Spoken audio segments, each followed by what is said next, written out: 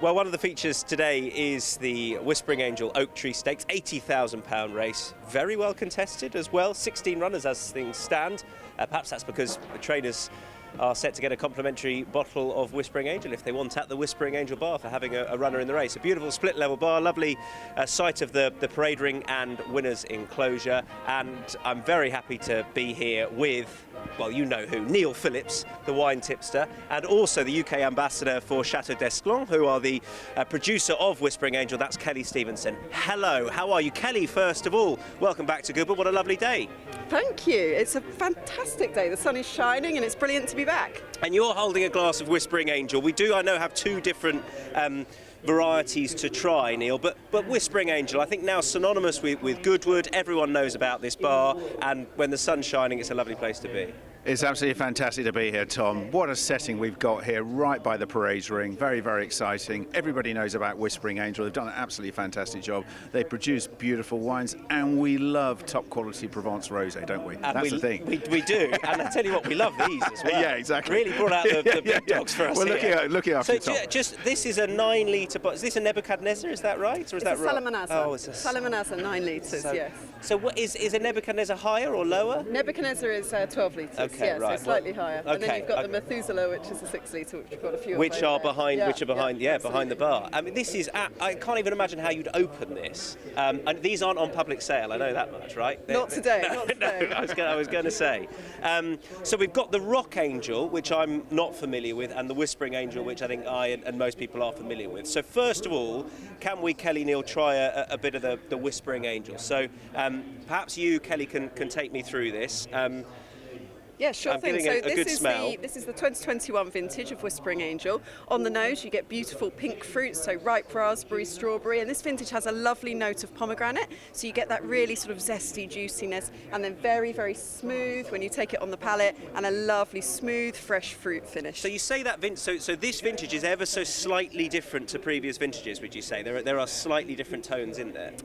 Every vintage you can taste the chateau, you can taste that it's that house style, that wonderful notes of ripe fresh fruit and pale dry Provence rosé. But yes, depending on many factors like weather and etc., every vintage can be slightly different. The last vintage we saw the sort of red part of watermelon come through really well. This vintage we're seeing that pomegranate note, and it's exceptional to see those differences. And that's the thing you're saying, Kelly. Each year, you know, you've got the whole piece about different vintages, but you've got this lovely consistency here. And I love the creaminess on the finish you've got here as well. And that it's very, very soft. It's very attractive. Tom's really enjoying himself here, right here, Tom? Good. Why? So why? Just a simple question. Why Provence Rosé Sunshine? Why does it work? What is it that works? Well, we both know the answer to that. Being on holiday, I think it's a great time. Having a great time. You've got the deck chair, you're looking at the sea and you're going, it's brilliant.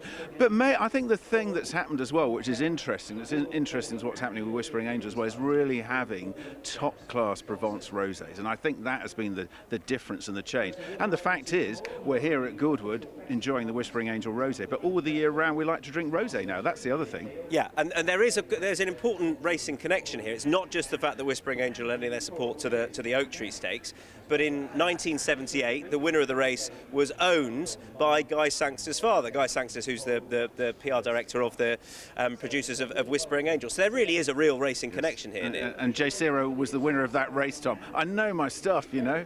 He's got it very, there. Not just wine. We didn't tell racing him. facts as well. Who trained the horse, Neil? Vincent O'Brien. Oh, I thought I was going to get him. What about that? No, I've won that He's one. Very I've won good. that one. I'm impressed. Right. That's a great link. Very good. The Rock Angel. The Rock Angel. So this is. I don't know if we can see the design on it as well. It's beautiful. What is different about this Rock Angel, Kelly?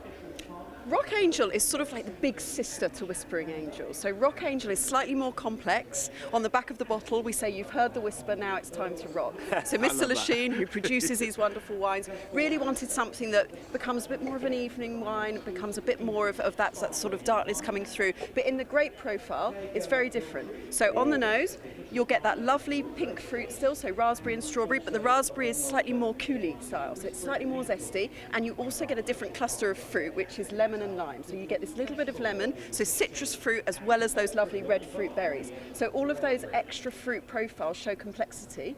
And the other thing with Rock Angel is 30% of this blend sees a little bit of oak. So it's a rosé from Provence that goes in oak barrel. Now that doesn't give oak influence like you might think of a Chardonnay or something from Burgundy, all of that vanilla and smoke. You don't get any of that, but you get a very, very smooth texture. But can I, for somebody who, can I oversimplify it very much? For somebody that likes a Californian Chardonnay, I'm getting a bit more of that in there as opposed to the Whispering Angel, and I love that. That's delicious. So you should get a buttery smoothness. Yeah, massively. You should get the zesty lemon, and it's all working together in perfect balance and harmony. And it just gives you something a bit more. So great for pairing with food.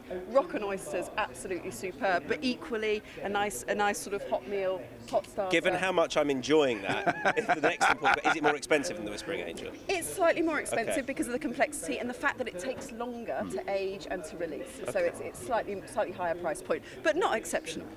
And I think it's 0.5% as far as the alcohol volume goes, stronger as well. And we've also, Neil, got a 14%er behind here, which we just wanted to touch on. Oh, yes, absolutely, which is Tommy. the Garous. I'll get you to hold that if I can. I mean, this is very, very special. And this is what we're talking about as well, is actually what we've just talked about here with Rock Angel, a bit of oak there, but beautifully done as well.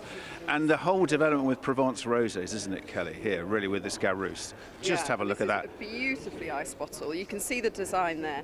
So this is the Garous. This is the most highly awarded rosé in the world. It's a very, very fine wine from the chateau. All of the grapes are from the beautiful estate in the Desclin Valley in the middle of Provence. And it's an exceptional blend. This sees 11 months of new French oak. So here is where you get that buttery toast, that vanilla, that gorgeous smokiness, and a very, very full-bodied, beautifully fine rosé wine from Provence. And actually, just so that you don't produce very much of this, do you? I mean, it's a very, very limited production. This is about 0.5% of the total production of the chateau. It's amazing to think you've got that oak and we've got this complexity as well. It's a brilliant, brilliant wine as well. I've got two more questions. One for Kelly, first of all. Is it acceptable to put an ice cube in a glass of rosé, or is that not acceptable? Wine is to be enjoyed. However you enjoy it, you go for it. Good. I love that answer. I love that answer. I'm asking that question for my wife. Second question, a tip for the race, please. Oh, come on. Primo Bassio wins today, dropping down in class. I think she's got a great chance today, and she loves this trip, Tom. She's going to do well. Great stuff. Kelly, pop that down. Grab yourself I'm going back into the Rock Angel. Oh, absolutely yeah, come delicious. on. Thank you so much. Cheers, Tom. Plenty Cheers, and enjoyed Kelly. it as well. Cheers. Looking forward to the Whispering Angel Oak Tree. Cheers.